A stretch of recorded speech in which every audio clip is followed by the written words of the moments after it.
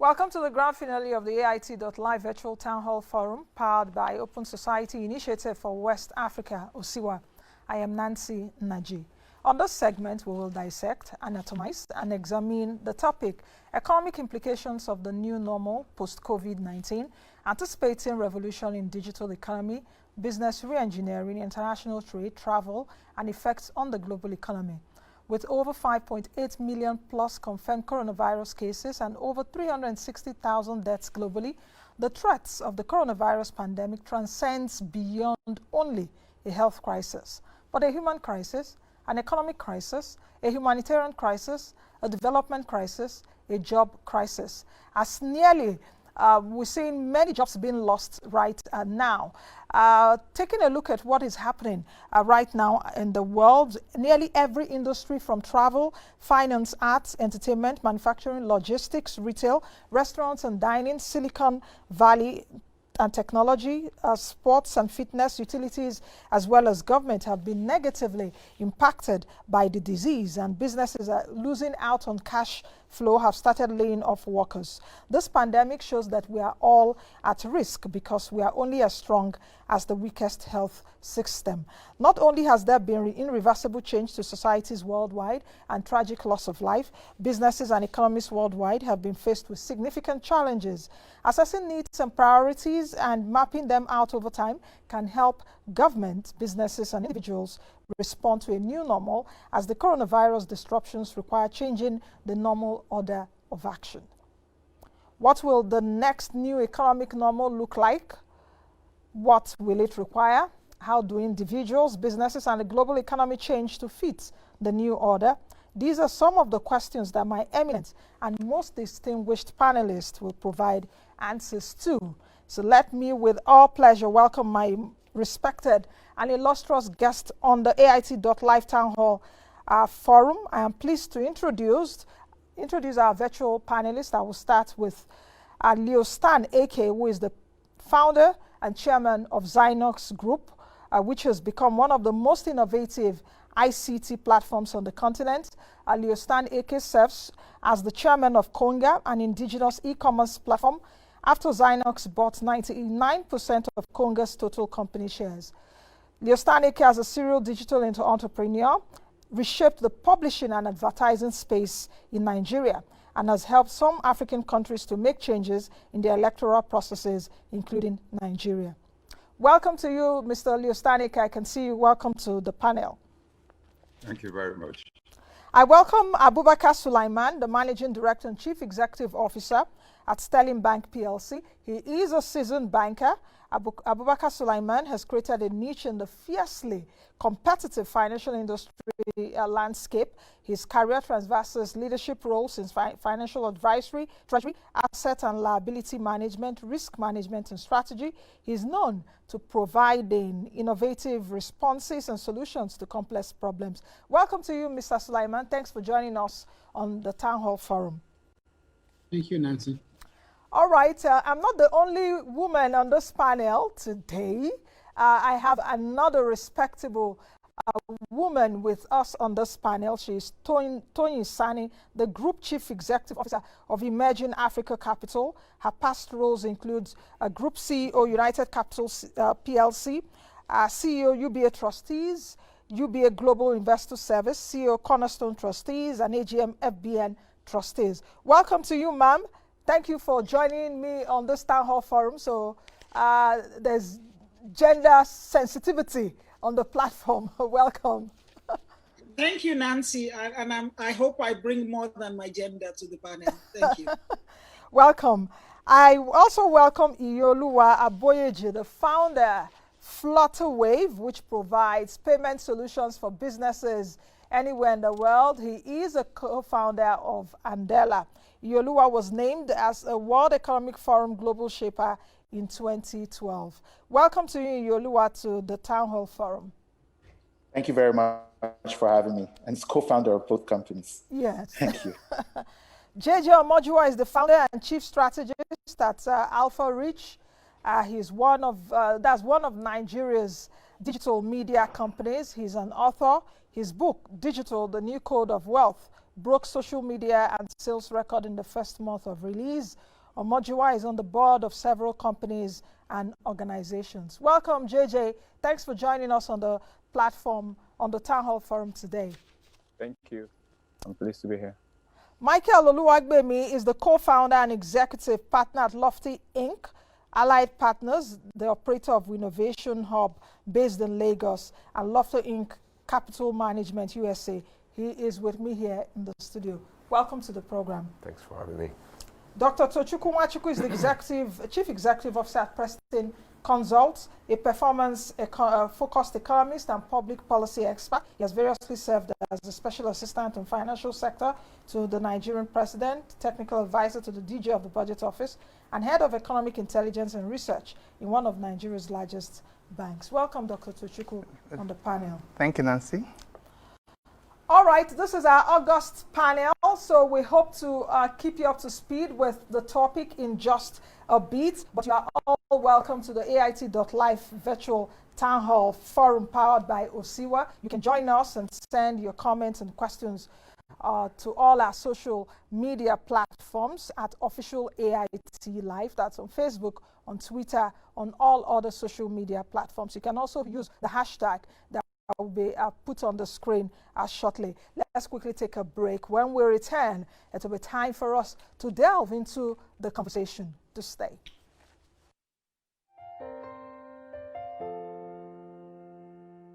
My brother, my sister, papa, mama, and pikin.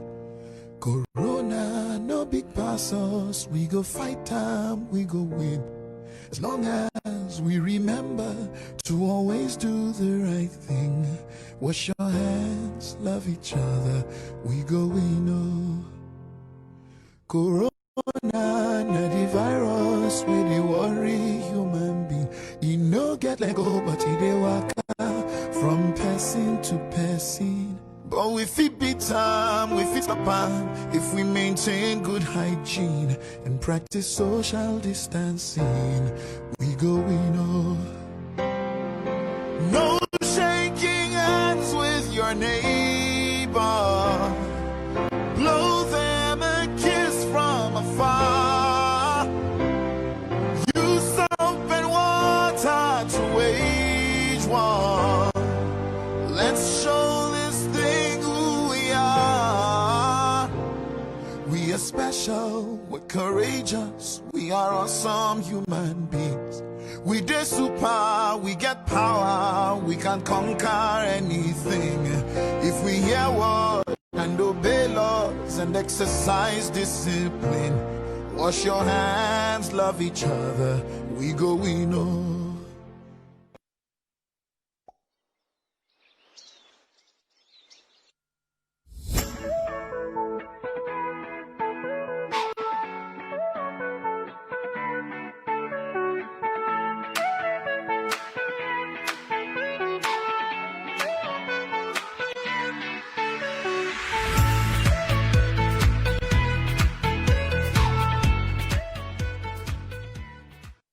Welcome back to the AIT.live Town Hall Forum. Earlier on, I introduced my distinguished panel, so let's delve into the conversation.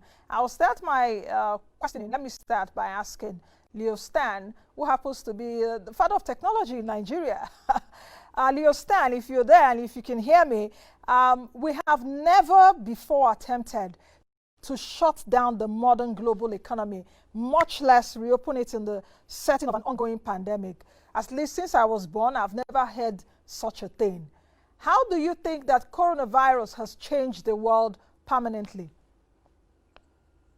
Well, thank you very much, and thank you, listeners, for being online. You know, in simple terms, you just say you have to win a war before the war.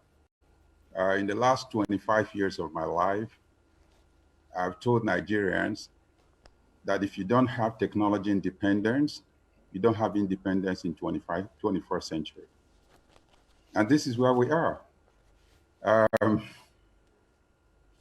It's like telling you to live well. I always say the new life is life of style, and the new generation belongs to that.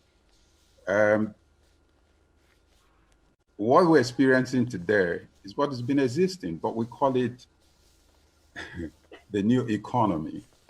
For those who have existed, they know that they are deficient in the country. And I say this because for few companies in Nigeria who spend money on infrastructure, personal infrastructure, on upscaling their human capital, okay, this should be a booming period for them. Now, technology, we are facing the reality today.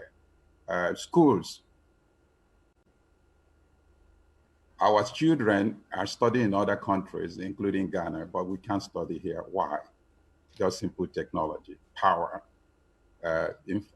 internet infrastructure, which we have in excess because we have a lot of sea fiber cables into the country. So we have enough bandwidth. And over 17 years ago, we designed projects for e-learning. And the NCC had spent a lot of money, but it's never enough just for few schools, and you need to sustain it. We even deployed e-health for federal government, that today, some of the young medical officers in the villages could leverage on the knowledge base, okay, skill of those professionals, experts, okay, who are in the city. Okay, so it's like a shock, and they call it a new normal. It's like telling you to live well. Why do you have to wait for you to have an accident for you to start living well? But having said all this, it's never too late. The good thing about it is that if we realize we made mistakes, we've been very slow. It's cheaper for us. Like I tell young entrepreneurs, that's smarter entrepreneurs, leverage on smart entrepreneurs, and they take the products to the market and they become the champion. And the founders who actually did the research and business development are not known. So if we realize that today, because we've seen deficiencies, why are we on Zoom? Without Zoom, you won't be talking to me because I won't fly from Lagos to Abuja. Okay? It costs little or nothing, but it's the only way you can drive.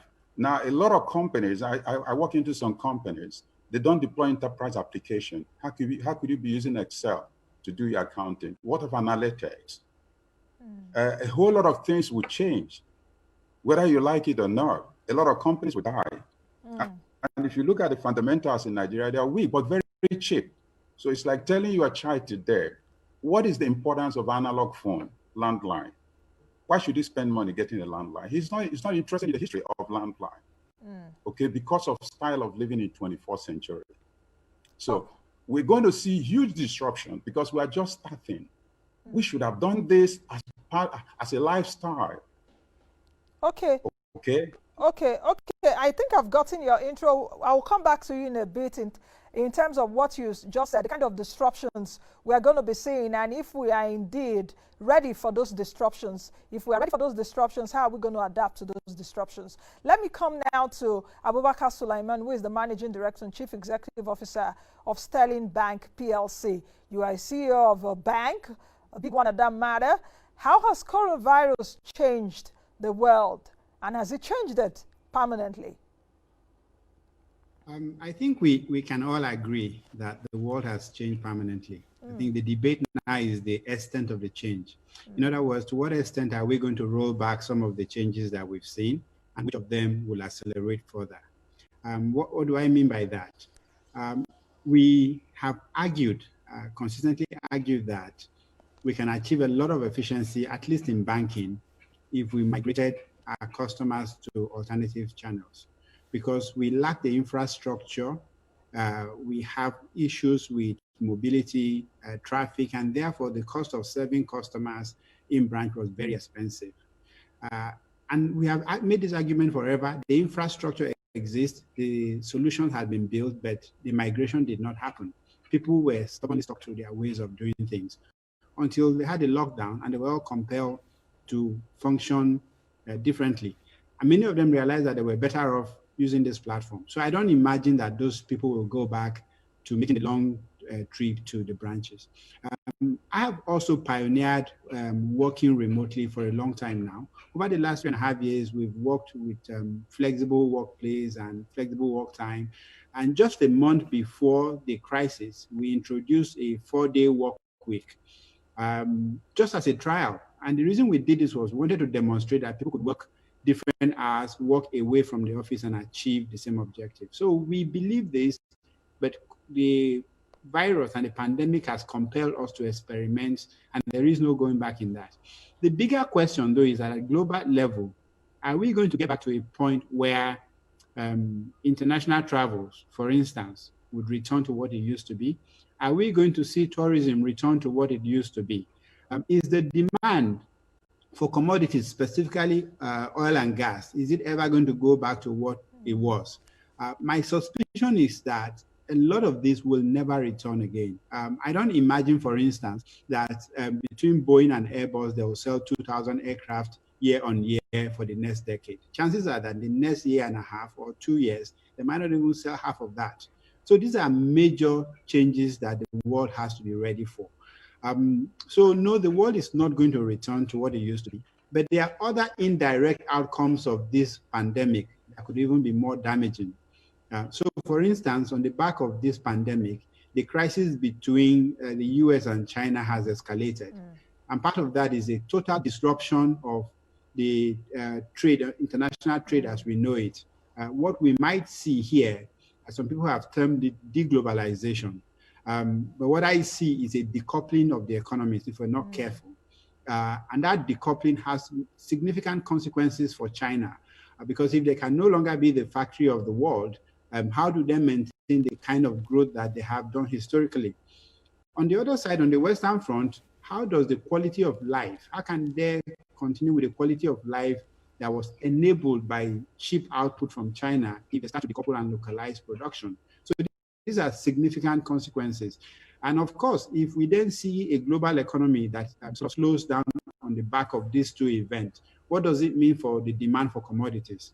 Does it mean that the $20, $25 oil price has become a reality? If it does become a reality, what does it then mean for demand from Africa and from other commodity exporting countries? So I think that the consequences of the virus goes beyond the virus. And I know with certainty that we will never go back to what the world has used to be. Let me come to Madam Sanni. Are you on the same page with Stan Ekeh and Abubakar Suleiman in the terms that the world has permanently changed? Has it changed, especially perhaps in your own industry? Thank you. It's a pleasure to be here again. And what I will say is that some things have changed permanently. Some things may default back to normal. In terms of what has changed permanently, we have discovered new efficiencies in the way we operate. And we have discovered that we can save a lot of costs in terms of office space, in terms of utilities that are used in the offices, and in terms of also more working hours for people who don't have to spend hours in the traffic. Now, these gains, I believe, we will all want to retain, even in the post-COVID period. So I definitely see remote working, working from home, flexible working, and all those gains, they will be sustained across quite a few industries. There are some industries that have no choice. So if you are in construction, for example, you have to keep going to the sites. So there are some industries where obviously you will revert to your previous patterns. And that's why I said it's not everything that has changed pattern permanently. With respect to the aviation sector, I think business travels will change permanently, because going forward, we have seen that we can conduct business quite conveniently via Zoom. So you will find that people will only travel when they find it completely unavoidable. And that is what is likely going to impact the aviation industry. Also, the sense of safety you feel in being together with a huge number of people in sitting very closely in an aircraft is going to be affected for quite a long time. And so we might see models of air travel beginning to change. And aviation players and manufacturers will have to begin to look for ways in which they can make people feel safer while they're traveling. In terms of education, I also think that education will change to a great extent, and online education will have much more appeal, especially because it's also able to deliver a lot of value, achieve the objective at minimal costs. Finally, for financial services, which is the sector in which I am, I think that this is a sector where there will be very significant change. Number one, because we can conveniently operate remotely for some of the reasons that Mr. Suleiman has mentioned. The fact that the financial inclusion drive has been very slow in Nigeria in particular, because we have not embraced technology as we ought. Now that we see that technology is a very powerful tool for financial inclusion, we expect to see more of technology-driven financial services. In the capital market where I am, for example, we expect to see more of crowdfunding solutions, for example. So technology is great and is a solution to this. The world is changing. Another aspect I want to talk about is Nigeria needs to seize the opportunity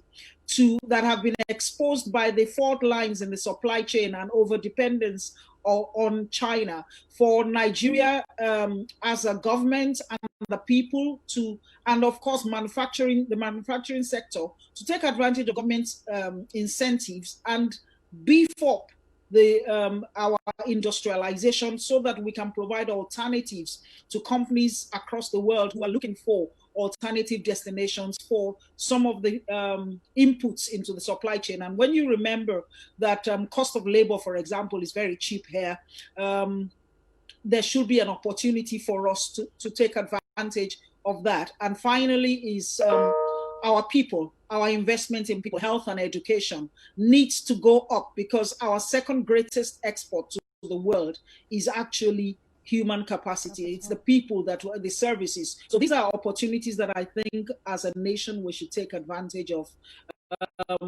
And we should definitely buy Nigeria more. Okay. Thank you. Thank you, ma'am. Iyinoluwa, what is this new age telling us? I've actually seen your profile to, build a lot of systems and all of that. What is this new age telling us right now in the midst of this pandemic? I think what the universe is basically telling us is that it is time to make things in Nigeria. This is basically what I would say is the biggest lesson from all of this. In the heat of the pandemic, I think we're also forgetting one critical thing that I don't think is also going to come back, and which is the price of oil, which is probably the foundation of all our entire economy. There's no chance that if we're not going to be having business travel at the level that it has been, if we're not going to be having the same level of demand for energy in workplaces.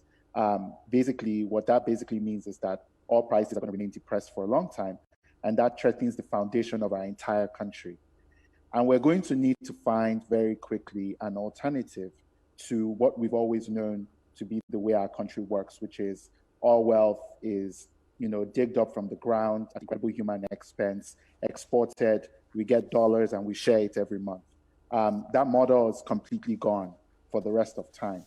And we have to start thinking about what is the new model. And the new model basically right now is that Nigerians have to learn how to make things. We've got to learn how to make software. We've got to learn how to do services for the global economy. We're going to learn how to get involved with black manufacturing. We're going to have to learn how to do some research and innovation and make medicines and make food.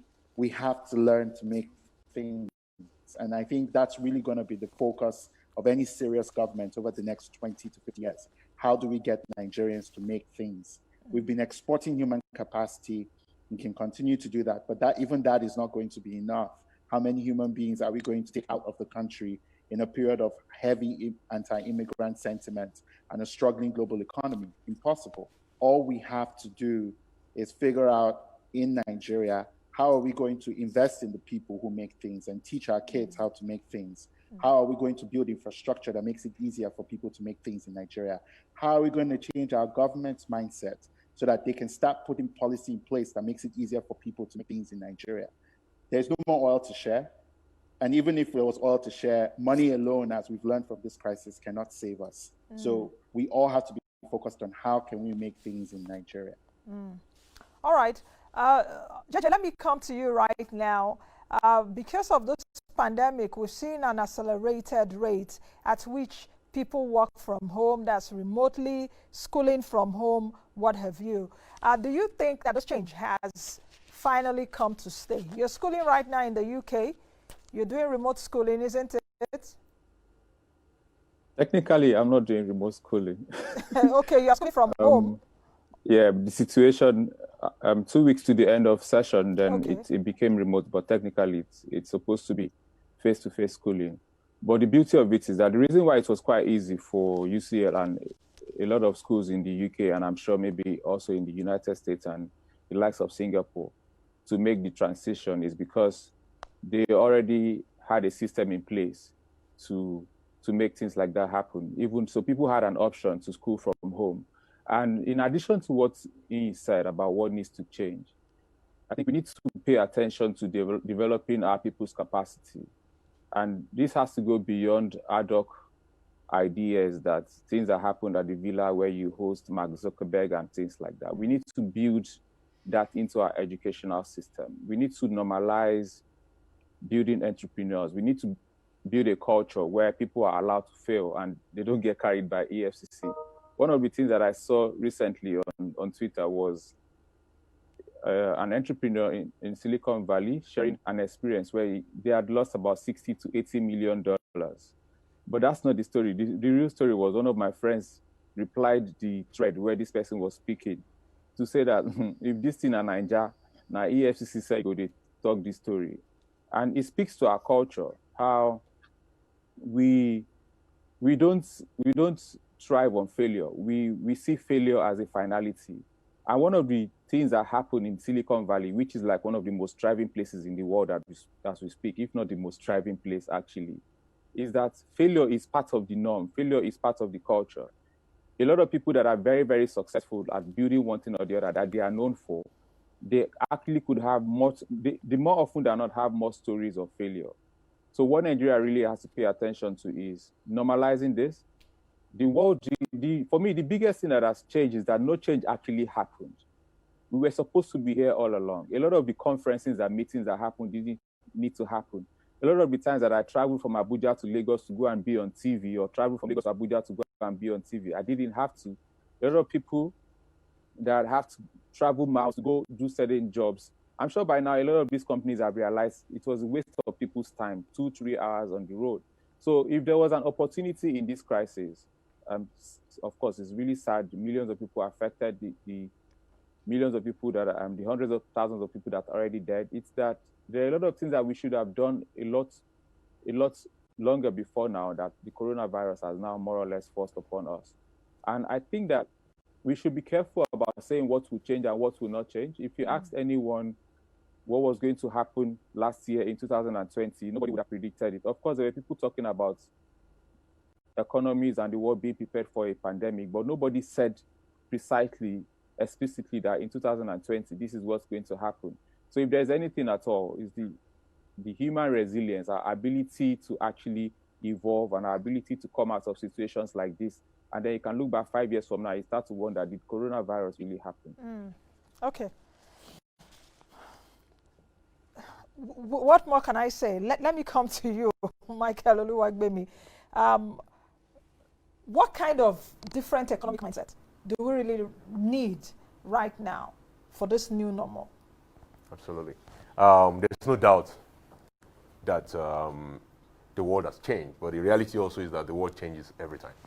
So change is the only permanent thing in the world. And we as humans, as Omojuwa already explained, is that we're resilient. We are the reason why we are the only one of the 10 proto-human race that survived to become the Homo sapiens that dominated the earth. It's because of our resilience. That's what made us different from the Denisovans and the Neanderthals and all the other competitive human race. Now, our resilience also will come in terms of how do we respond to the future. So I always say this, that the future is for the optimist. While some might see challenges and problems, I see opportunities. How do we deal with the economy? We have to rethink the way the economy itself is structured. For one, I see opportunities in what I call 3 plus 3 plus on 1 over 1. What do I call that? The first 3 are what I call the basic sectors. These are the sectors that enable us to even exist. One is food. You need food. It doesn't matter whether there's a pandemic or not. We need to eat. So as a country, we need to invest in our food security. That's very important. The second thing is healthcare. We don't have the luxury anymore of medical leave and medical tourism. As a country, we have to ensure that our people can live and they can live long. Thirdly, as a people, we have to be secure.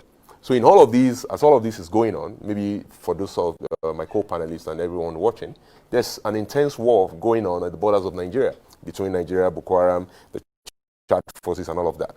Nigerians need to be secure. It doesn't matter whether you're undergoing pandemic or not, you need to invest in security. So these are the but 3... But the security now, what this pandemic is showing, Sure. doesn't it also go beyond fiscal security? Yeah. Like tech independence, which Stan has also been championing, I'll get to that that. we need Absolutely. to be independent Sure. tech-wise. No, I will even get to that. So Okay. those are what I call the 3 basic. There's 3 basic because we need them to even exist. You need security, you need food, and you need healthcare. Now, there's 3 enablers. Okay. Those 3 basic need to be enabled. First and foremost in the enablement sphere for me is technology in the new normal. When we're talking about digital technology, we need technology to enable security. We need technology to even enable healthcare. We need technology to enable food. Secondly, is we need infrastructure. Now, what you call infrastructure might vary from one point to the other, but what's infrastructure basically is what we are better off investing in together than doing singly. It's better for you to, as a person, to have a road laid for you by your government than for you to go build it with your own house directly. So as a country, as an economy, we need to start investing in those things that we use together, that makes more sense for us to invest in as a group instead of a unit. And thirdly, it's financial sector. You need the financial sector, of course, to enable the entire sector. Now, all of this is built on human capacity development.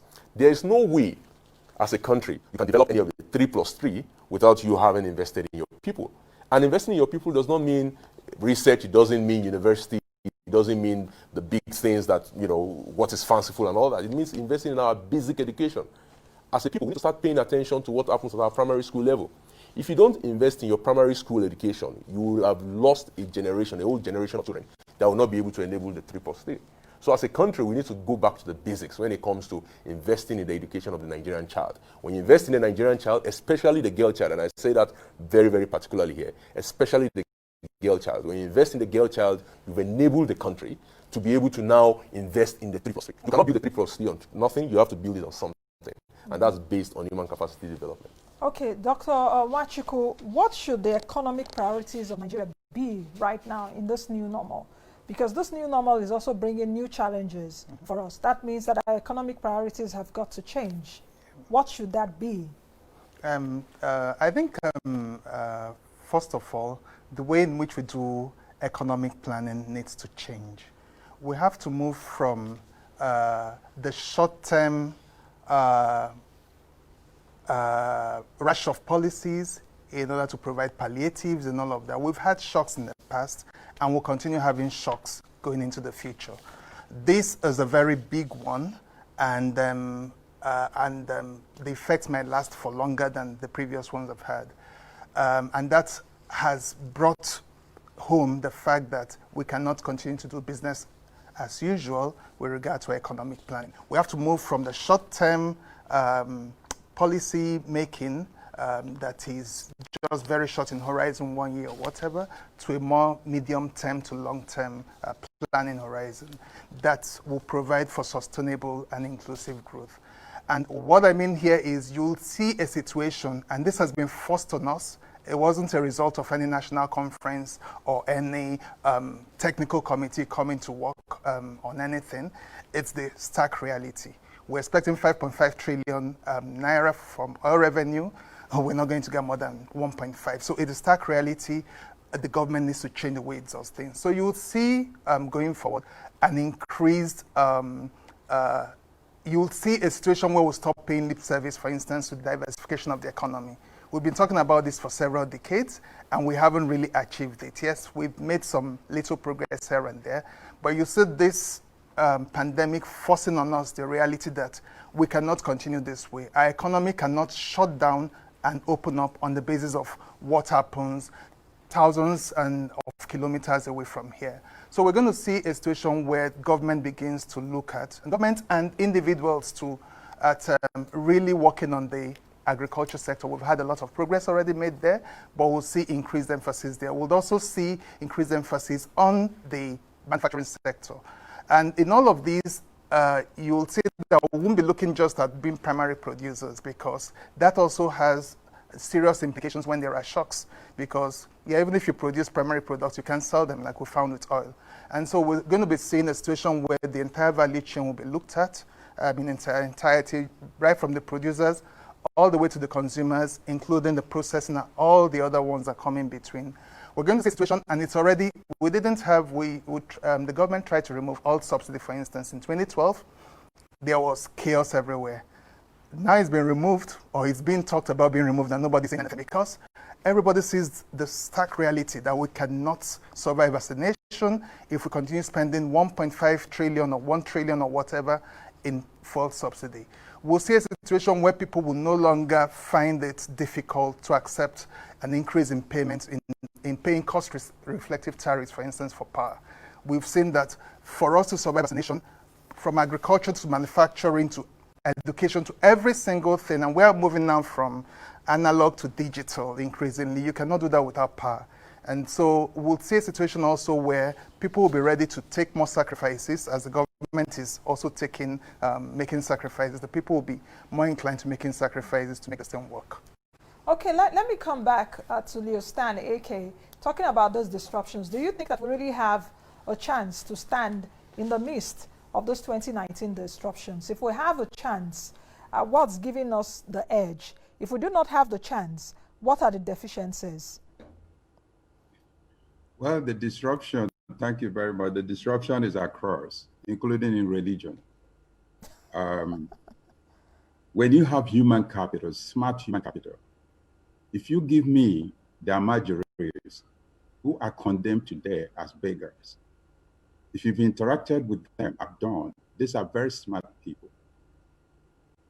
They don't need to go through primary school to secondary school to universities to be human beings. This has happened in India. You put them into a finishing school, quick finishing school. In 4 years, make them very comfortable, better than they are today. They will stay. They become reasonably learned, and you can make them coders. The world needs minimum of 1 million coders a year. To bring up a coder in the US or Europe or in England takes about 1 year. To bring smart coders, because Nigerians are very smart, and they use common sense, because the economy does not provide any scientific attachment to their common sense. These guys will become billionaires. They'll be hired. So in 4 months, a lot of these kids will start earning 80,000 to 120,000. And then they become models to others. So we have brilliant kids, we have quality population, but we seem to deceive ourselves. And you've forgotten people like us also are Nigerians. We studied, and a week after we graduated, we came in here. Okay, we changed the publishing industry. Today we're talking about the new normal because there is Zoom. Now, few companies like us have deployed video conferencing. So how do I speak with my staff team when I want to have a retreat? In Dubai, in Ghana, in Port Harcourt. Some of them could come if they were coming by air. Some will miss their flight or cancel. So how do you hold a quality conference? Now, some of us few years ago, 15 years ago, spent over 500 million deploying same technology. Today, that technology is costing, with nothing, no infrastructure, $26, okay, in a month. Now, if you had Zoom, you don't have internet, you don't have light, it means nothing. And so I'm also not prescribing that we wait until when we have power all over the country, because there's alternative portion, and that's why people like us entered into alternative power supply. Okay, and cheaper generator. So if I had a 1 kVA generator, I'll still be online with you. I don't need to run a 25 kVA generator or 300 kVA generator. So the country, the demography also helps. And you have people who are not just intelligent, smart, but very hardworking. They have energy. So we have all it takes. But what is lacking when the people talk about the new is mindset. Mindset to do it right. I'm 64 today, but I feel sincerely 25. My pain is that in the last 40 years of my life, I worked to change. But have I achieved something? Not all. The media today in the country are computerized in the first time when they saw that stuff publishing. So other people are also adding value. The young man who is online, the Future Africa, has done well in payment system. When I launched e-commerce in Africa many years ago, because I was anticipating the future, launched the first e-commerce company in Africa. I remember Oshomole calling me digital militant in Transcorp positively. The minister was also there when it was launched. So today, do you know how many people e-commerce companies, the two big ones, Jumia and Konga, employs? Not just the employment, but giving knowledge to people who could override them tomorrow. This is the multiplier effect of an economy. So the people must have a mindset to embrace new revolution. Now, the FIS, like one of our speakers said, one of our guests here said, is the FCC must tolerate entrepreneurs. No digital entrepreneur is normal because the country makes you mental. I sympathize with the very young people. Now, if you take a loan, you lose money. The public goes against you. The bank goes against you. But for the bank to give you the first month, they would have read your proposal and have seen a vision and clear mission to achieve. So, people like us have lost money. 4 years ago, I lost $28 million in China, working on robotics and artificial intelligence. If I succeeded, FIRs will make a lot of money. The banks will make a lot of money. But I nearly died because if that money was taken locally, EFCC will go after me. The government will go after me. And the public will celebrate my failure. So all said and done is that first we need a mindset to allow these young people change the story of Nigeria, to defend, and like I said also in religion, today, why should a young boy go to a church, a building, and sit down for 3 hours listening to a pastor and the reverend father? And he's distracted. The reality, and I told some priest, I'm a Catholic, I told some priests this thing 2 years ago. They didn't believe me. They said, what of communion? Did I commit a special offense that I must take communion? Even people inside the church premises, church building, they don't take communion, some of them. Okay? So we must accept the change. The government, first of all, must accept it to tolerate those crazy young boys. Put them right. But let me tell you what is critically missing in the country, with even on the entrepreneurs, okay, is that the school system is weak. One of us had said it. What do you learn in school today? Sometimes the students know more than the teachers because they're exposed to the global community through internet. Now, I had preached in the past that this country must create a finishing school. During the summer holidays, everybody is traveling. The school premises are empty. People could rent them and do what you call smart MBA for these young people. Teach them accounting for non-accountants. Okay? There's a way somebody who wants to be successful should dress. There's a way he must talk, even what he feeds on. Okay, so you've raised some points, and thank goodness there is a banker, a seasoned one at that, on this panel. Mr. Suleiman, I'm coming to you. Just quickly take a look at what Stan Ekeh mentioned just a few seconds ago. As a CEO, what are the hardest decisions that a CEO has to make right now in this new normal, post-COVID-19? Salient points he raised there. What is the future of funding, for example? If I come to Sterling, for example, in this new normal, presenting some kind of proposals in this new normal, are you going to be understanding me? So what are the kind of hard decisions that you should be faced with? For example, if also a big client of yours comes in with a fever, would you tell the big client to go back? What are your, what are the things you're going to be looking at right now? Should I be sending my employees traveling?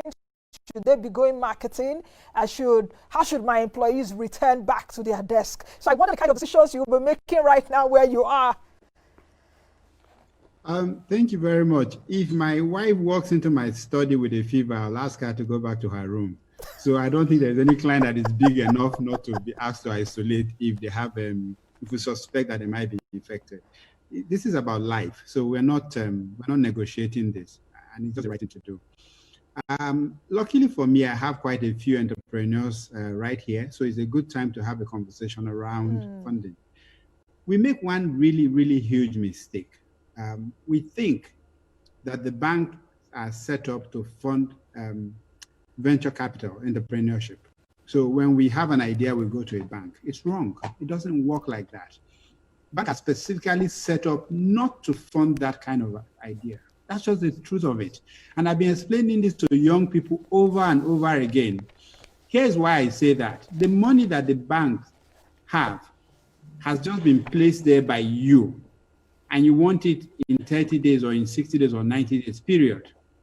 That's the purpose of that money. So I can only give it to someone who has a business that has the capacity to return that money in that time frame. And it's so important for young people to understand that. Now, the reason they run to the banks is that we have a significant defect in our capital structure as a country. Most countries have accumulated capital over a long period of time. The last 200 to 300 years, the capital that would have accrued as a country was stolen, was taken away from the continent, period. Whether it is in terms of our traditional wealth or it is in terms of our natural resources. And so these things was taken away from us. So we have no savings, no capital. The families today, the average family today in Nigeria cannot boast of $1 million in capital that they can then use to fund the younger people to have a startup. We need to deal with that. It's a fact that we keep ignoring. It's not going to go away. That said, it doesn't mean that we should not reconfigure our own banking system to start to tackle some of those problems. And we've seen the central bank of recent through some form of intervention fund, which even though they are debt, they are longer term debt, they have the characteristics of quasi-equity, and therefore they can enable people who are just getting started. We at Sterling Bank, for instance, went through the pain of 4 years to get licensed to offer non-interest banking, because that offers funding that has some of the characteristics of equity. So again, for an entrepreneur, you need to understand what exists so that you don't take the wrong things. Think about it. Which of the major technology companies that we talked about globally was funded through bank debt? None of them. The bank could not have funded it. If they funded it, it would be through the wealth management side, where they have money that has been set aside for equity investment. So I hope and pray that the entrepreneurs on board, so that they take this lesson, they will improve their chances of succeeding. The second challenge we face as financial institutions is that we never took care of the problem of identity. So for a long time as a country, you couldn't look at someone and say, this is uniquely Mr. Leo, and therefore if I talk to him, he's the only person. Somebody else will come with his passport on an international passport bearing the same name. These are problems that you need to solve as a country, because it's the foundation for trust, is identity. Luckily for us, again, we've made significant progress with the BVN, which is beginning to create unique identity for individuals. So what am I saying? There are standard infrastructure that needs to exist for financial services to solve the problem of intermediation and for providing capital. That said, I believe that your question is bigger than that. What does the future look like on the back of COVID? How do I continue to provide funding or financing for my clients and for new clients?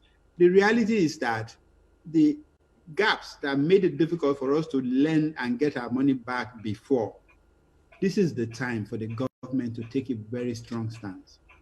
Some of them are simple. So for instance, if people take money and they refuse to pay back, we don't have bankruptcy procedure. That means that they at least have to give up whatever they're holding on to. So you could take money from a bank, refuse to pay back, and continue to live a good life. And if you go through the court, it takes an average of 8 years for a collateral that has been properly documented to be converted to cash. So these are policy issues, infrastructure issues that need to happen.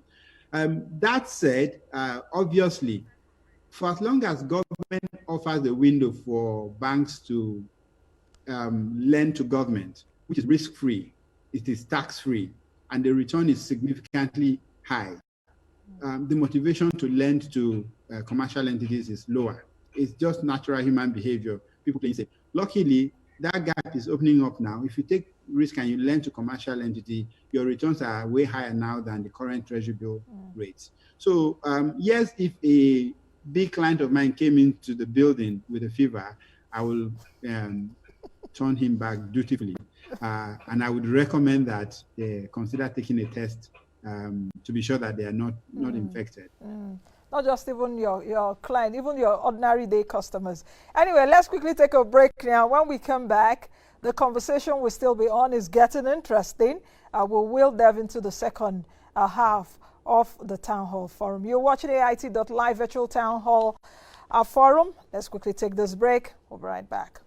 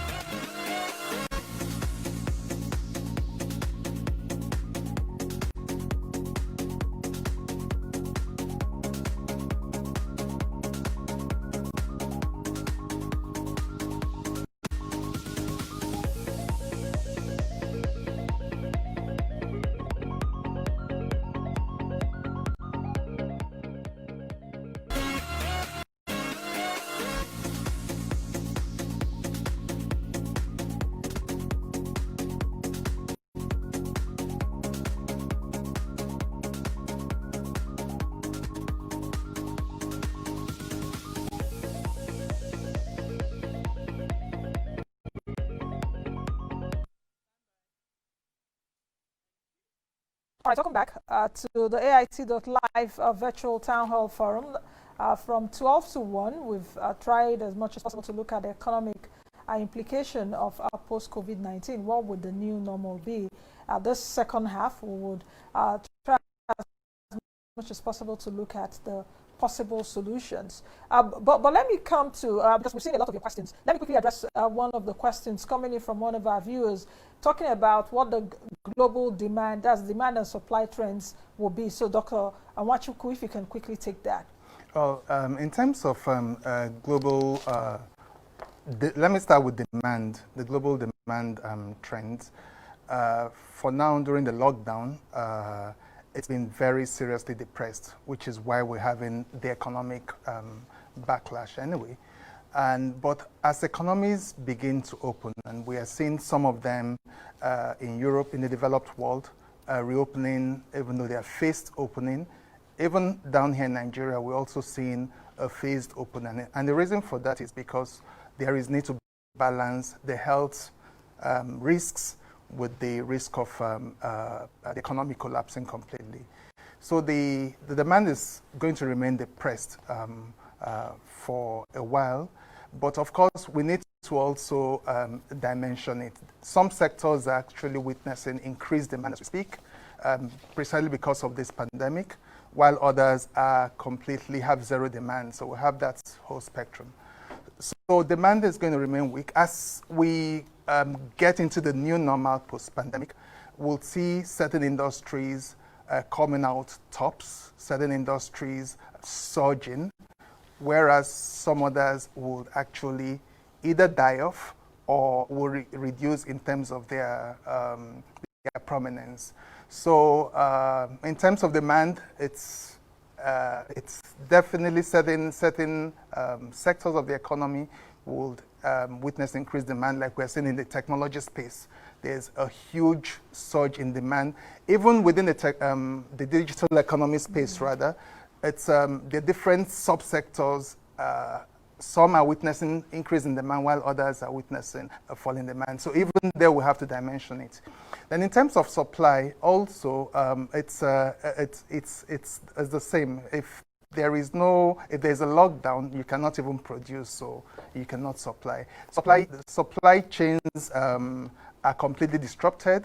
So starting from raw materials to intermediate products to final products. So even if the demand is there, there is also the problem of having the supply chain work such that they can get the thing. So, but post-COVID, the new normal, what we're going to have is a situation where there's going to be, like many of the guests have mentioned, there are going to be disruptions. There are going to be certain industries coming out stronger, whereas some others are going to witness radical changes, otherwise they will die off. So you see companies in some of those sectors dying off if they're not able to innovate and be creative enough to adapt to the change. Okay, let me come to Madam Sanni.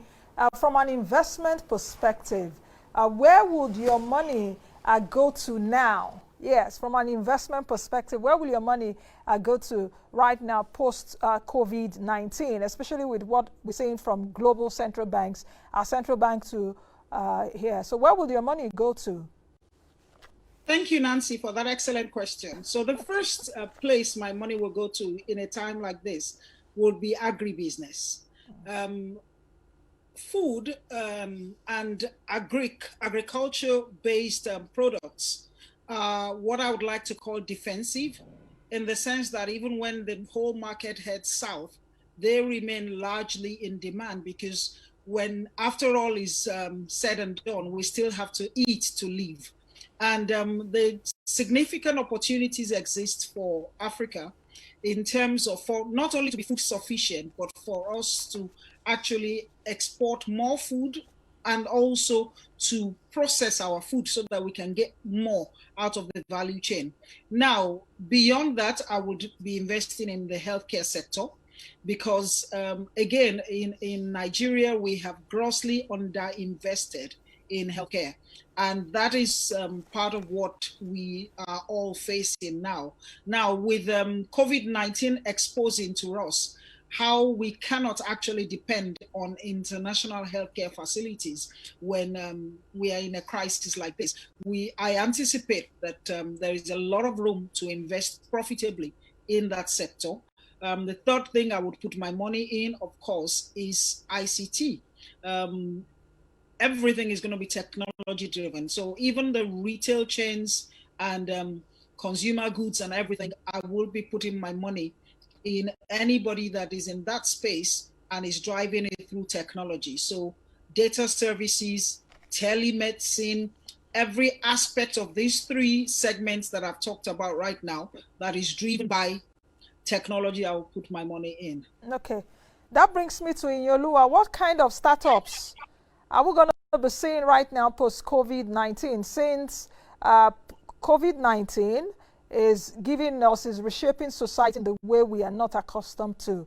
In fact, during this lockdown, I realized that there were some certain things that I could do without, that my life did not depend on, but I actually did think that without it, I couldn't survive. You understand what I mean? So even the evolution of the consumer behavior has been evolutionized, is metamorphosing. So what kind of startups are we going to be seeing in the new normal?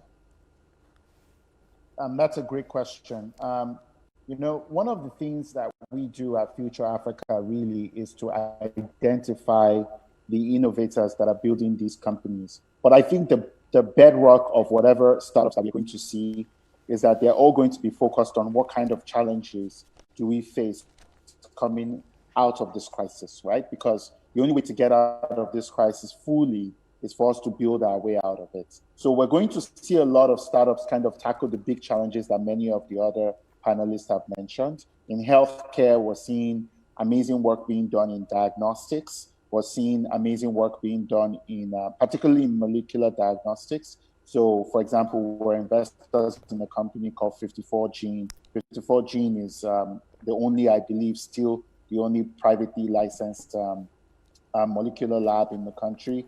And I'm sure there will be others.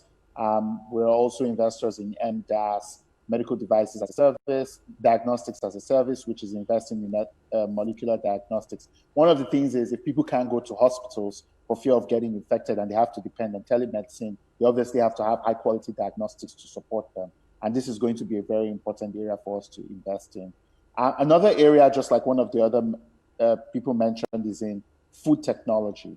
So we're deeply invested in terms of food technology, new ways of storing our food and keeping them for longer, interesting new ways of distributed primary processing. So if you look at a company like Relief, for example, they make a machine that makes it easy for you to automatically crack nuts and then create like palm oil residue that can then be taken into a factory to then properly process. You're going to see quite a number of these type of food technology coming. Vacuum sealing is basic technology that we still haven't mastered in Nigeria. Cold chain supply, basic technology we still haven't mastered in Nigeria. These are technologies that are going to come in, and we're seeing a lot of interesting activity in that space.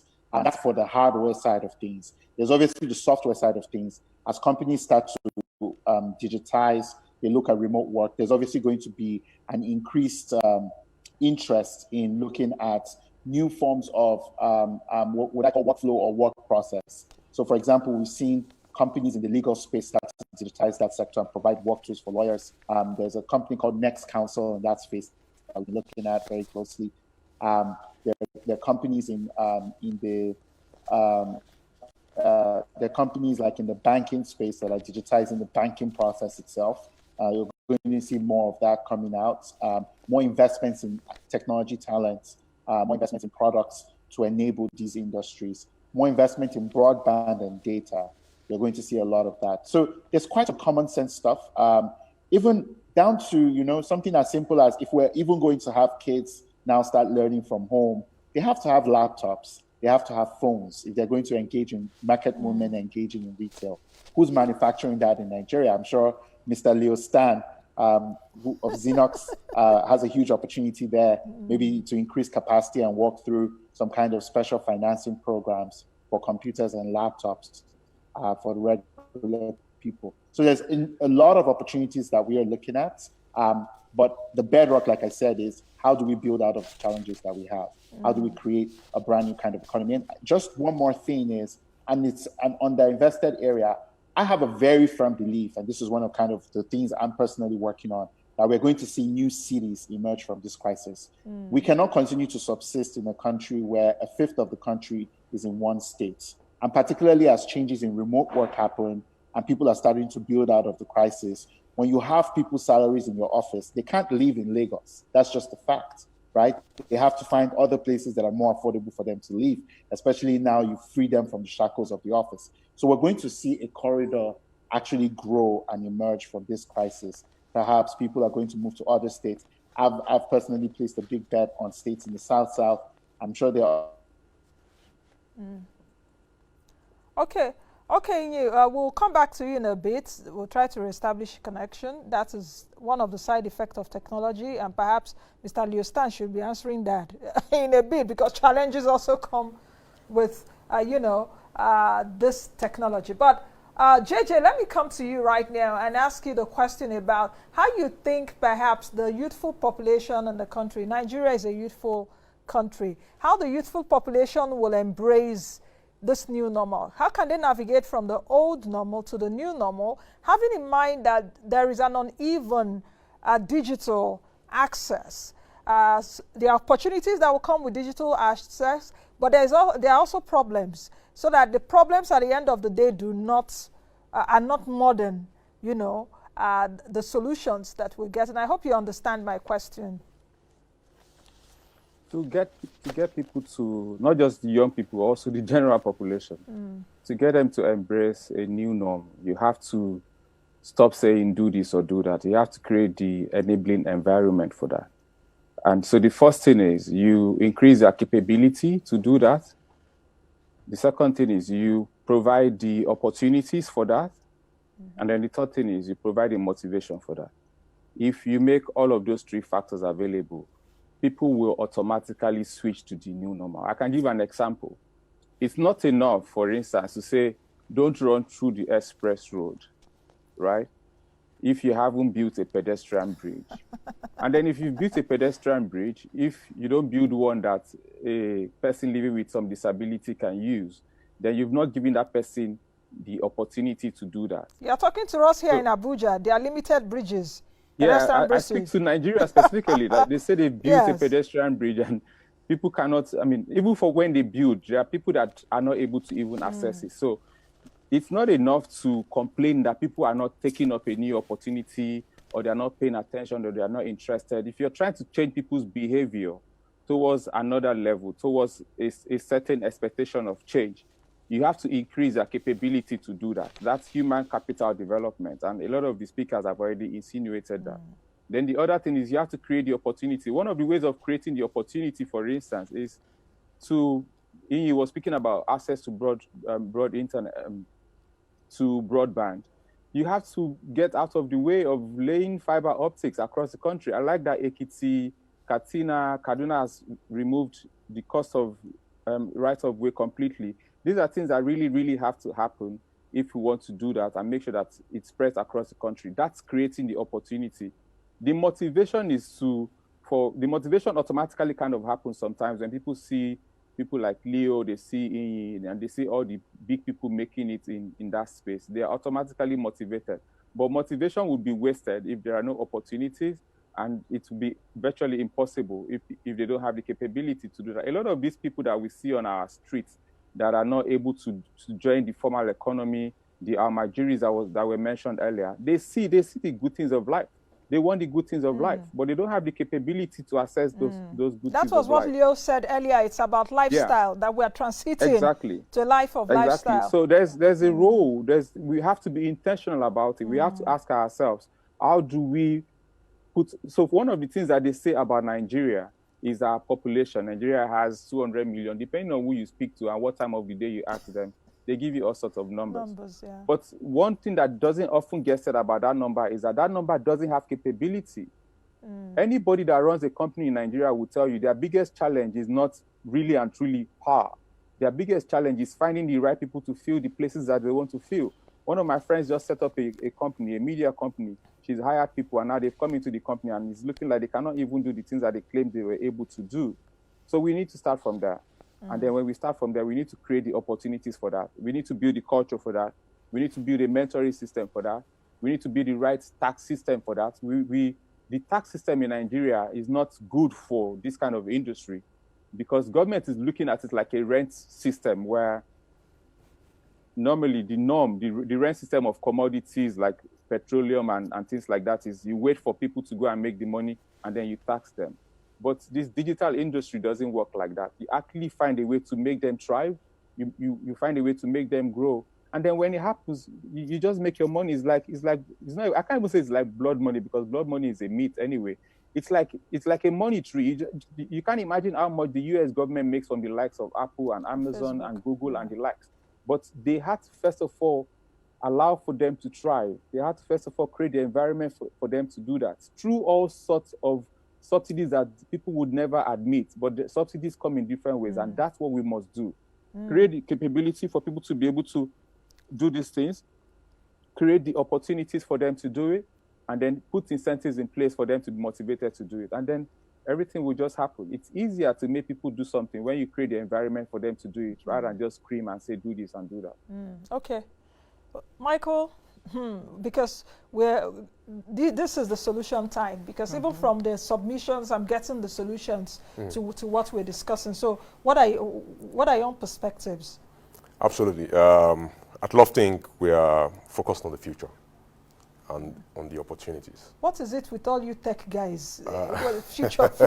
You Yes, anticipate the future. because the reality, future. yeah, the reality is, the reality, of course, is that every crisis must not be wasted. Yeah. Every crisis must not be wasted. We have an opportunity, it's a crisis, but without this crisis, we will not do many things that we are now being made to do. So we are focused on the future. And there are two things that will matter, our public response and our private response. And I will touch on both. I'll start first with our private, because I think a lot of times we as entrepreneurs have the tendency to project without actually thinking about what we can do about our own particular situation. So what should entrepreneurs do today? Three simple things. SME. First, strategic thinking. You must start thinking in a different way. If you're an entrepreneur, you are doing whatsoever industry, even if your industry is not among the 7 I mentioned, you can look at how your industry links to the 7 I mentioned and find a way to pivot and find a way to benefit from the new COVID economy. That's one. 2, you must also do what I call meticulous planning. A lot of us do good, great thinking and have great ideas, but then when it comes to the planning part, we sort of drop the ball as entrepreneurs. You must plan in terms of your human resources, you must plan in terms of your finance, you must plan in terms of how you actually approach the market approach and the market entry. Those things are very important. And then last thing is effective execution. Even with the greatest thinking and the best planning, if you do not have effective execution, then you sort of have dropped the ball. So as entrepreneurs, think SME. You have to have strategic thinking, you have to have a meticulous planning, and lastly, you must have effective execution. Secondly, in terms of our public sector, what should we be doing? Our public sector, of course, is where all of us have these great ideas about what Nigeria should do, what Nigeria should not do. But the first important thing in the public sector, again, is public sector reforms. You cannot have, I've been saying this, I call it the 4 fundamentals. I wrote an article about 2 months ago. I worked on an article for almost 4 years. It's published on the Medium. The 4 fundamentals that we need to do as a country. One of them is public sector reforms. You must reform your public sector. There's no way your public sector that does not have capacity, where I believe the El-Rufai committee said over 70% of people in our public sector do not have even a school certificate. A lot of them actually do not have the certificate they claim they have. A lot of them cannot use computers.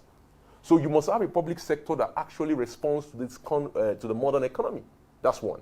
Secondly, you must also have identity management done. I think Mr. Suleiman mentioned this. As a country, if you want to transition into the new economy, if you do not invest in identity management, you don't know the people you call Nigerians, you don't know where they live, you don't know what they do, then you can't plan for them. It's just nearly impossible. Thirdly, as a country, you must also invest in the sectors that matter. Again, the sector that matters, I already mentioned them, the 3 + 3 over 1. Those sectors matter, and you must invest in them. You must invest in your infrastructure. Power, very important. You must invest in agriculture, and not agriculture the way we're doing it, not agriculture as an empowerment. Agri-business starts all the way from production to processing to sales to distribution to export. We must look at agriculture as a means for job creation. We must look at agriculture as a means for income earning. We must look at agriculture as a means for export earnings. If you don't look at agriculture as a sector that you as a government can earn from, the way you earn money from the oil and gas sector, then the tendency is to give agriculture money out almost like an empowerment. And then you don't have a requirement for agribusiness people to actually take part in that. And lastly, as a people, we must also invest in the things that would matter, which is human beings. Our humans, ultimately, that is what is important. When we all say we're a country, we are Nigeria. Who are Nigerians? Nigerians are the people. We must invest in our primary education. I keep saying this, look, primary education is in the hands of our local government and our state government. If we wait for education at the secondary and university level, well, it's probably too late. We must invest in those children when they're still little. We must ensure we take out the 10 million kids that are out of school. We must ensure our girls are educated. I'm very passionate about this. If we do not educate our girls, we've lost the future. So as a country, we must invest in the education sector and ensure we do education reforms. Very important. Now, let me stick just for a minute with this public policy, because with all what we're saying right now, public policy also has have an important role. Dr. Nwachukwu, public policy for the new normal. Are we really ready? Because we're saying, okay, fine, do we really stand a chance to even survive? Do we stand a chance in the midst of the COVID-19 disruptions? Public policy? Well, like I said earlier, it's not a question of whether we want to or not. We're being forced to take decisions that ordinarily both the government in terms of political will and the people in terms of being ready to take the pain would not ordinarily want to. But because we don't even have a choice here, we just but must do them. I mean, a lot of people have spoken about agriculture and manufacturing, so I wouldn't dwell there.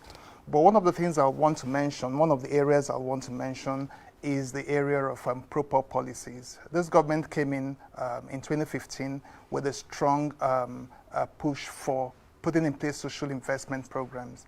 And they've done it quite a bit. Unfortunately, I think it wasn't well institutionalized.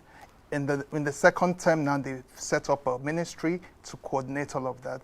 But I think regardless of what is happening there, there is need to deepen those social policies. There is need to institutionalize them. And then this should continue after COVID. We've seen the capacity, for instance, of certain countries to bring in huge sums of money to pay to individuals, to pay to companies, to be small businesses. It cannot happen here in Nigeria because we don't even have the data. And this goes back to what a lot of the panelists have mentioned about the database. We don't have the data, so we need to invest in the data to get to know who are our citizens and what are the different categories so that we can even target them. Because if social policies are not well targeted, I know that the fuel subsidy issue, the electricity issue in terms of the amount that is paid is all a way of subsidizing the people, but you don't, that's not targeted because you're not subsidizing, you're not supposed to subsidize everybody, you're supposed to subsidize those that really need it. So there's need for targeting in our proper policies. For instance, the education system, there are lots of things that are being done, but again, the targeting is a problem. Having the numbers, having the information about the people is key. Also in the health sector, there is a lot that can be done in terms of pushing and ensuring that the new Health Act, the Basic Health Act is actually implemented. There is funding there, guaranteed funding of 1% of CRF, and it's now a question of the government actually pushing and ensuring it's done. There is need for a lot of reforms in terms of revenue generation, prudent management of the economy and all of that, because there is also the government doesn't have a choice. The people also don't have a choice. Because we cannot continue as, it cannot be business as usual. The revenues have dropped significantly, and there is no way, if you look into the future, you don't, except this pandemic stops all of a sudden, there is, the revenues are going to be depressed for a long while. So there is need for government to look at ways of actually plugging all the leakages and all the loopholes for revenue leakages. Okay, let me come to Abubakar Suleiman, the Chief Executive Officer of Sterling Bank PLC. You mentioned earlier on deglobalization, and I'm coming to it right now because it's also something that we need to take into consideration looking at the new normal and post-COVID. What would you do with the deglobalization stories around the world right now? We're still battling with the pandemic pain. US, China are still having their tensions. There's Brexit also, we shouldn't forget that. There is AFTA, that's the African Continental Free Trade Area. You know, so how do you put all of this together with President Trump also canvassing for America First, nationalistic point of view? How do we invest all those stories in this new normal? When you are in a game and you're losing, half time is a great time for you. That's the way I think of Nigeria. We're not doing very well. now we have an opportunity for a reset. We need to take advantage of that reset. We need to come out of the dressing room smoking. And what do I mean by that? Deglobalization offers two sets of opportunities, or decoupling, which is what I prefer at this point. The first part of it is that, similar to the Cold War, you're going to have the two different axes trying to exert influence. And that is because China would like to continue to be a strong partner to Africa, and the West would also like to fight back on that. So that gives you an opportunity to begin to negotiate some opportunities for the country. The other thing that comes out of deglobalization is that the idea of localizing critical infrastructure and critical output is now becoming normal. So if you set out to say, I want to grow the pharmaceutical industry to take care of the drugs requirement for Nigeria, it becomes fairly acceptable. So you're no longer running against the grain, right? So for me, this is a unique opportunity, but we need to be, I guess, strategic in taking that opportunity. You cannot take an opportunity to grow an economy unless you understand how the economy works. I think the relationship between employers of labor and the government is broken. I think the most important thing that this country needs today is gainful employment, the kind of employment that makes it possible for people to pay for their own education and pay for healthcare and pay for food. And I think that that kind of employment is not going to be created by government. It's going to be created by entrepreneurs and people who run companies. Unfortunately, that relationship needs to be fixed. If we don't fix it, irrespective of the effort that the government put into creating infrastructure, people will not bring in their capital and their time to invest in Nigeria. Even Nigerians who have capital outside the country will not bring it back. So we need to fix that relationship. And that means we need to have a conversation about what the private sector needs to create jobs. And primarily, what is it that the private sector needs? It is not about paying taxes. I don't think anybody objects to paying taxes. I think I object to being stopped 30 times a day to have a conversation about paying money to government when the government is not taking care of basic security or it's not taking care of infrastructure it should take care of. We need to first fix the process of taxation so that it is simple, it does not consume energy, it does not distract people from actually building what they need to be building. We also need to get to a point where we take a national view or a nationalistic view on certain sectors. Everybody has spoken about healthcare. 5 years ago, we came up and said there are 5 sectors that this country needs to fix. And it's the health sector, it's education, it's agriculture, renewable energy, and transport. And transport includes logistics and the process for moving goods from the rural areas to the urban area and to the port. Unfortunately, none of that was done, and a single company couldn't do it. Now, every single one of them has now become critical. Transport is critical. If you look at what has happened at the ports over the last couple of years, that is a consequence of not investing in a transport system that works. We've looked at what happens with power. Obviously, we've seen the consequence of that. Healthcare is clear. So, to my mind, deglobalization and decoupling is an opportunity for us to pick the sectors that are most critical to us and to rebuild the relationship with the entrepreneurs in those sectors so that the conversation that comes out of that process is one that can be implemented. If we cannot implement the policy that we're throwing out there, then we're not going to create jobs. If we cannot create jobs, we cannot fix security. Security is as much a problem about unemployment as it is about all the other issues that are thrown up. You cannot fix education without creating jobs. The government does not have enough resources to pay for all the levels of education that we need. But if we create jobs, then a lot of them can be paid for. And obviously, we can then pick up those who are not able to access education. So for me, take away one thing, let us think of this as a reset. Let us have real conversations with the entrepreneurs and the people who can create jobs.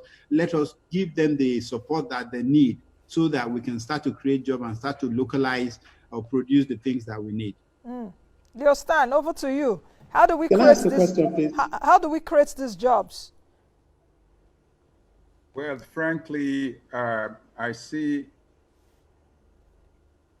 You can hear me? Yes, I can hear you. Please go ahead. I see infinite possibilities in the Nigerian economy. And I've been here for the last 30, 35, 40 years doing business.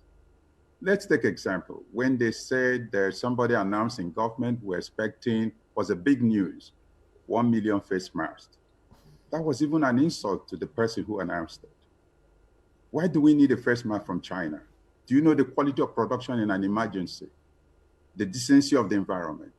We have tailors. If you gather all the tailors in Lagos, right now they are not designing for fashion, birthdays, weddings, and all the rest of them. Put them in an open school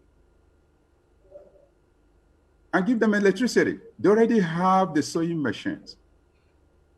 If you enter a party in this country, 90% of the designers wears you see, okay, are caught and stitched by local Nigerians. Now we're creating employment for Chinese people. And we're killing our people. What the government needed to inject is do it across 36 states plus Abuja. And these kids will produce a minimum of 3 million a day. You create a job. I like the sign-ups, Chairman. Hello? Yes, please go ahead. Now, what we basically should do is to look inward. We seem to praise, I'm an entrepreneur, a digital entrepreneur for the last 35 years. And we've gone through hell. That's why I use the mindset thing. If you have a mindset, you send your children out of this country to go to the best institutions. They come back, you don't believe them. You wasted their money. The same school we went, same test, same examination. We passed better than some of the people they trust. But also, I agree on global standard. So there are huge opportunities. I'm talking about just tailors. You just buy them finishing industrial machines that don't cost more than 3 million each.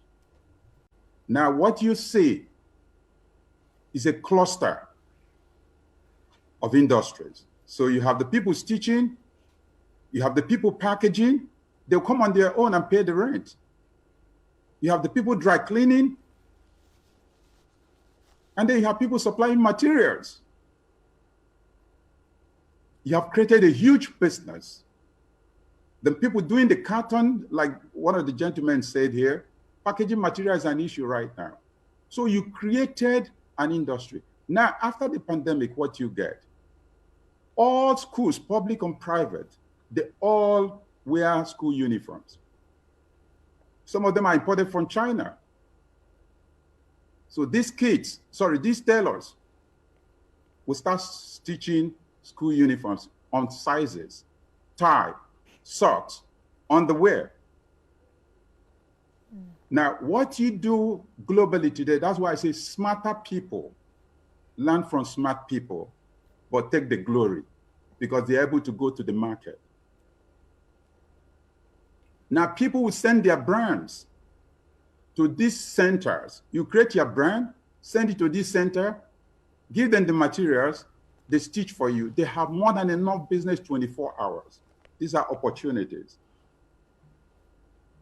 Okay? And it continues. So you can imagine the amount spent in bringing uniform. So some of the countries like Britain and Co., United Kingdom, they might start ordering from us. The machines are the same. It's just the finishing that's the difference. Okay. And the finishing machines are not expensive. So I've said one. Second opportunity, Nigeria could see itself as a customer experience center. We speak English. When you call British Airways, the guy you are talking to is in India. That's what you call centers. Now, one of the centers in Ibadan that they say the factory, about 100 and something were infected, is a call center run by an Indian, if I'm not mistaken, and employs about 10,000. What stopped Nigerians making Nigeria a call center? You don't need to live in Lagos because of cost of doing it. You employ a minimum of 40,000 people within 3 months. The training is not more than 2 weeks. The infrastructure cost is not high, but these are tech-driven subjects. Why should a bank own a call center? Why should a Conga own a call center? We have people who speak English who are very smart, who live in their homes and not pay expensive rent. Okay. I think we've gotten you. I have a question for Mr. Chairman, if you don't mind. Go ahead. Okay. Go ahead. Okay, there's a question coming in. Okay, Mr. Chairman, sorry, my question is still related to job creation and with a specific reference to e-commerce. So today, Jeff Bezos, who is the founder of Amazon, has been predicted to hit trillionaire status by 2026. What is the role of e-commerce in Nigeria, e-commerce companies in Nigeria, companies like Konga, for instance, in creating jobs post-COVID-19? If an Amazon founder can be hit targeting trillionaire status, what about e-commerce business owners in Nigeria? What is holding them back? What can the government do? Okay, I think we've gotten your question. So, Leo Stan, quickly answer that question. Okay, thank you very much. I mean, when I started, I told you how I started e-commerce in Africa and I failed. And the gentleman, when I gave a talk at Harvard University, 2022, I met a young man, Tunde, who launched Jumia. And today, Jumia is a success to a large extent. It was launched by Nigeria, not foreigners, before they acquired it. Now, e-commerce is the next time bomb, whether you like it or not. I did this about 11 years ago. I failed because there was no payment system. And that's why I mentioned about our Future Africa guide. There was no payment system, no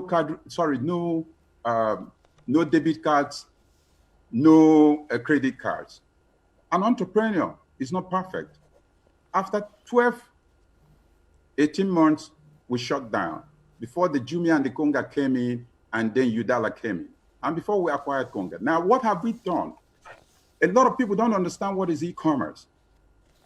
Konga has been losing money from the time we acquired it. We are losing an average of 341 million the first 1 year, every month. We're still losing money. We anticipated Konga will break even by December this year, before the COVID. Now, the COVID presented an opportunity. That's why I say always anticipate the future. Now, that opportunity is being frustrated, okay, by the government. The government never announced that e-commerce company, Ghana announced that e-commerce company would help in social distancing. Okay, government never announced it. So the police, a lot of the police people from the barracks and the army, they don't know what is e-commerce. So they frustrate our people, they frustrate merchants. Now, when you place an order, I have to pick the order from the marketplace from a merchant. If the merchant is not out, I can't supply it, you cancel it. Now, the vehicles need to move nationwide because e-commerce deliver nationwide. Okay, but let me cut it short. The supply chain of e-commerce goes from manufacturer to distributor to the sellers who are on marketplace, and everyone employs a whole lot of people to make it happen. Now, Konga employs over 800 Nigerians directly, paid every month. And then if you look at the multiplier effect, the people who deliver goods on our behalf, last mile, okay, all these people were frustrated. So I try to talk to government, except the minister in Abuja and then Lagos State that understood it. So you get to Ogun State is blocked. But having said this, now Nigerians are praising Bears, they are praising Alibaba, but these guys are no more intelligent. They don't have more energy than many Nigerians. If you created 10 e-commerce companies in this country, the minimum turnover in a year would be 1.5 trillion. Okay. It's difficult for you to do this business anywhere. So, so the future of employment, because of the supply chain, delivery chain, logistics chain, transportation chain of e-commerce. And Konga is taking that brunt. Now, maybe as of last month, the losses had come to about 197 million every month. Okay, you need to buy this, but they are determined because they have support from us. Okay, they are determined to make it happen. Now, the application, let me also tell you, the application cost is huge. Whether you have COVID or not, an e-commerce company spends about 126 million naira, okay, equivalent in dollars, paying for application analytics and all the rest of it. Okay, if you shut down, it's a disaster. Okay, okay, sir. I'll come back to you, but let's quickly take a break because it's almost time for us to wrap up. Let's quickly take this break to take our social media comments. When we come back, it will be time for us to round up this grand finale of the AIT.live Town Hall Forum. We'll be right back.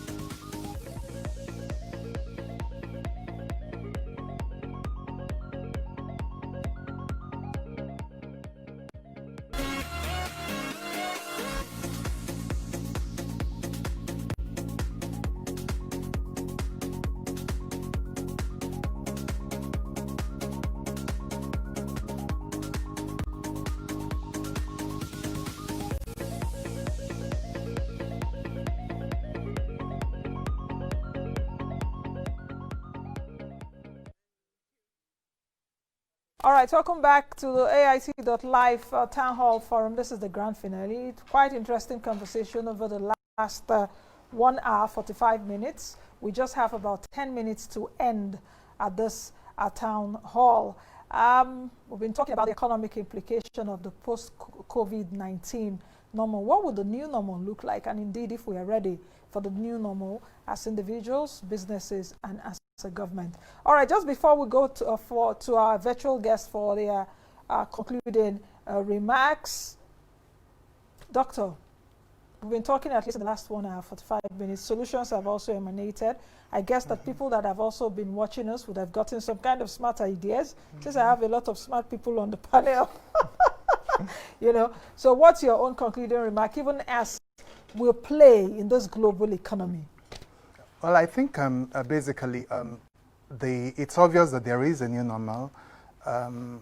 We, even post-pandemic, after the lockdown and all of that, things are not going to be as usual. So I'll look at it from the business perspective. What will businesses be looking at in order to survive? I mentioned earlier that a lot of businesses will die if they're not able to very quickly, if they're not agile enough. So I think the first thing is a supply chain resilience. One of the greatest disruptions or problems that businesses have had with this COVID pandemic has been disruption in the supply chain, from raw materials to intermediate goods to final goods. I think companies are going to be looking at, businesses are going to be looking at how to strengthen their supply chains, how to diversify their supply chains, not from one supplier or one off-taker, but several, and also not within one country. I think another thing that businesses should be looking at is technology. We've spoken about it a lot. How do we transition, for those who have been analog all the while, how do they transition? A friend of mine who works in a tech company told me that the company, even with the gradual ease of the lockdown, have refused to go back to the office because they realized that performance, productivity increased more than 100-fold. And so companies who survive this have to be looking at how do we latch on to technology. The third thing, and there are just two more, the third thing is cash. In a crisis period, cash is king. Businesses should be looking more at not leveraging too much, but holding cash. Also in terms of costs, they should go towards more variable costs rather than fixed costs. So in terms of, for instance, staff, many companies will be looking at, do we hold so many full-time staff, or should we have people that come in on a project-by-project basis? And the last thing is innovation. Companies are able to innovate, create, find out how do we do the same thing in a cheaper manner. How do we do that? Okay, Inye, let me come to you, dovetailing from what Stan Ekeh said earlier, and that should also be your concluding remarks because we have less than 10 minutes to finish this town hall. What would you say about the evolution of customer behavior in terms towards mobile payments? Because take a look at when this pandemic started, I think it was in March. In China, they were even destroying cash because they found out that cash was one of the way by which coronavirus is being transmitted. So what's the future moving forward of mobile payments, new products across that board? Very quickly. Yeah, I think there's a lot of work to do in the payment space. Right now, though, I think the counterpoint to a lot of the progress and behavioral change that people have willingly moved towards as a result of COVID is the long lines in banks. And I don't know what the details are, but it would be great to see some data around what the challenges are with people being able to leverage these digital payment platforms. But from my own experience, I would wager that a big part of the problem is the infrastructure of the banks. And, you know, the fact that they have this much volume, but I've still had challenges because of specific issues with the infrastructure in scaling to meet the demands. And there are many things that Nigerian banks are doing well, but I think this is one area where we would need to invest. The consumer behavior is ready, but there really needs to be that deep investment in making sure the technology just works, so that people go and use this technology and they don't have to worry about it being down or anything being the trouble with their transactions. Okay, let me come to Madam Sanni right now. Do you think that the market and the economy has completely reflected the potential of the post-pandemic potential? Let me put it that way. The markets, the economy, do you think is really reflected on the post-pandemic potential? I don't think that the full impact of COVID-19, first of all, I don't think we have felt the full impact of COVID-19 yet. I think, unfortunately, it's going to get worse before it gets better in terms of job losses, for example, in terms of the impact even on inflation. Be that as it may, I do think that from a positive perspective, we have also not seen the best of what the technology-driven changes will also allow us to enjoy if we can essentially make the shift that is required and pivot to the new industries that we want to pivot to. And one thing I did want to talk about was when I mentioned the fact that our second greatest export is people and services, is that one aspect that I think we also will need to explore is the fact that people can now export their services without leaving their homes. So one of the responses on that topic was about the fact that global mobility could be could be a problem, and in terms of visas and migration and all that. The beauty of it is today I don't need to migrate anymore to work for a global company, because even these global companies, their staff are working from home. And I'm aware that Twitter and Facebook and Google have decided that all their people can work from home. So I think one of the things we can do is to equip and train our people to provide. We've got the people, we've got bright people like Mr. Stan said. We now need to equip them to serve the world and also to serve the rest of Africa. So I would see us exporting more services. And so there will be some pluses that will balance the negatives. And the last thing that we've also not felt is with the oil and gas industry. I think there will be a little bit of firming up as markets begin to open, but we would not go back to the former very high prices. Okay, my director is speaking in my ears, Nancy. We've got less than 2 minutes, but I will come to Abubakar Suleiman, the Chief Executive Officer of Sterling Bank. Quickly, as a wrap-up, I've also seen that banks and banking leaders have shown resilience in terms of continuity of banking services for their customers and clients. How do we move forward quickly? And your concluding remarks in just 30 seconds, if you can. Very quick one. Let me remind everybody that we cannot digitize what does not exist. So while technology is very good, it's only good when you've already built the infrastructure. And also, let us separate between technology infrastructure and the technology stack and the use of technology. A lot of what we've done is try to utilize technology that others have built. That could also become a risk factor as we move forward. Coming down to what can we do for our customers as banks, I think we need to move away from sitting down in our offices. We need to get involved in the sectors that we are interested in. I have set myself up to support customers across 5 critical sectors. I think all banks need to figure out the sector that interests them and move beyond just financial services to really understanding those sectors and supporting them. That said, at the end of the day, we must be prepared for a very hard landing. We must prepare for it. I don't think we have recognized the fact that things are not going to go back to normal, whether it is at the government level, it is companies, or it is individuals. It is time to be very, very lean. It is time to be liquid, and it is time to be agile. What a nice way to put it. Omojuwa, over to you, JJ. 30 seconds. It starts counting now.